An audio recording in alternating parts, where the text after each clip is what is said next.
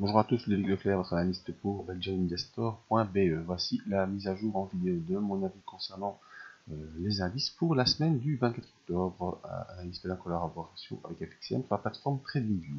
Tout d'abord, l'information obligatoire sur les risques. Le marché comprend des risques de perte n'est pas adapté à tous les profils d'investisseurs. C'est à vous-même à évaluer vos propres risques. Moi, je ne suis pas là pour vous conseiller dans vos opérations. Ce que je vous conseille d'utiliser des comptes de démo afin d'établir vos stratégies. Ma stratégie à moi, c'est l'analyse des impulsions, stratégie que je peux vous enseigner si vous le désirez. Ça, vous pouvez aller le voir sur le site ici. Alors, commençons d'abord par le S&P 500. Une fois n'est pas coutume, on va commencer par l'indice US qui, pour l'instant, est toujours dans cette phase de latéralisation. Et je vous avais expliqué que tant qu'on n'enfonçait pas la zone des 2121, eh bien, on resterait normalement au-dessus de ce support.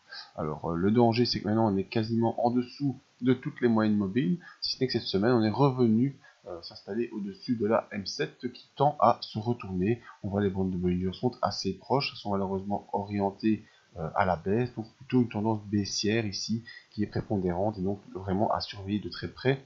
C'est ce support des 2121 points en dessous duquel il ne faut pas aller faire de clôture en journalier, sinon ça pourrait nous provoquer des accélérations vers les 2086 ou bien vers les 2036.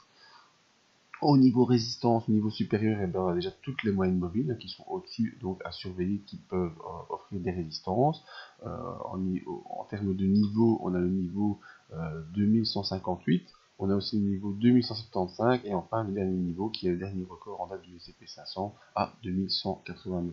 Donc voilà, on a plusieurs étapes à refranchir pour repartir à l'assaut des plus hauts. Pour l'instant, on est bel et bien soutenu par les 2121 et à mon avis, on n'ira pas beaucoup plus haut ou plus bas en attente des fameuses élections US qui se font au début du mois de novembre.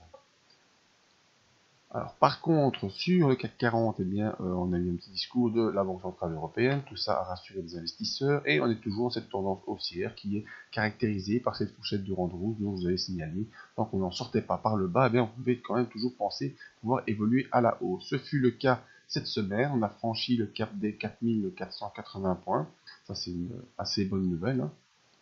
Après, j'ai bougé cette ligne, moi tant pis, j'en mettrai plus tard si nécessaire. Voilà, vous agrandis un peu l'affaire. On a franchi les 4480, on a continué gentiment, on a les bandes de Bollinger qui sont en ouverture, donc une impulsion haussière qui se met en place, on arrive à l'assaut des 4559 points, donc ce sera le point vraiment à surveiller la semaine prochaine, les 4459, et la zone 4588 qui pourrait offrir la prochaine résistance. L'objectif la semaine prochaine, si on continue comme ça, c'est d'aller rejoindre les 4588 points. En tout cas, en premier objectif, ce sera assez difficile au vu des non-performances du S&P 500, donc on est un peu freiné dans notre élan, même si on voit que l'indice CAC 40 a envie de s'envoler un peu plus vers le haut, d'aller tester ces 4559 et voir peut-être de les dépasser, ça faudra rester attentif la semaine prochaine. On a ici une zone de résistance, de support à 4508 points, on peut se la mettre en vert aussi. Voilà, ma ligne là, il y a longtemps, je dû la mettre en rouge, même si je n'avais pas fait. Là, pour les puristes, parce que la couleur c'est important. Donc voilà, 4559, c'est le dernier plus haut qui date du mois de septembre. Donc on va essayer d'aller franchir ça, et puis d'aller tester les 4588. Si on va plus haut, eh bien, on espère qu'on pourra faire le suivi de ça. Les indicateurs d'impulsion ne sont pas encore en retournement super positif, mis à part le MACD, mais pour l'instant, on a donc un bon espoir d'aller, en tout cas, tester 4559, et on verra si on franchit, il y aura 4588 juste derrière. Par contre, si on essaie d'aller voir plus haut,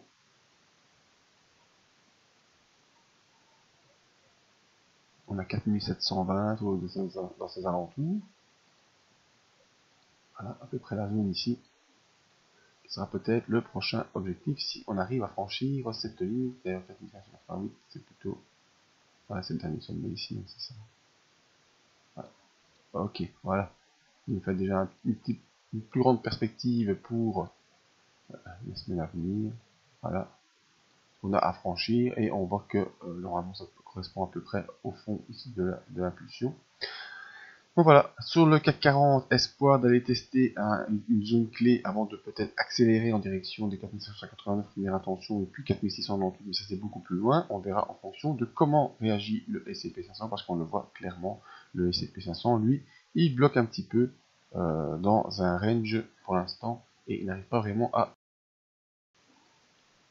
coincer heureusement au-dessus des 2121 qui tiennent bon et je ne sais pas si on fera ce rythme jusqu'aux élections US. Mais bon, c'est plutôt l'impression qu'on en a. Alors attention, on est ici dans un triangle baissier. Voilà, on a la base du triangle ici à 2121 points. Voilà, et on peut se tracer. Non, pas celle-là. Celle-là. Voilà, cette ligne-ci. On la met jusqu'au bout. Hop. Voilà, on monte, on n'arrive pas à franchir cette oblique et on rebaisse à chaque fois sur la base du triangle à 2121 points. Vraiment le point clé à surveiller.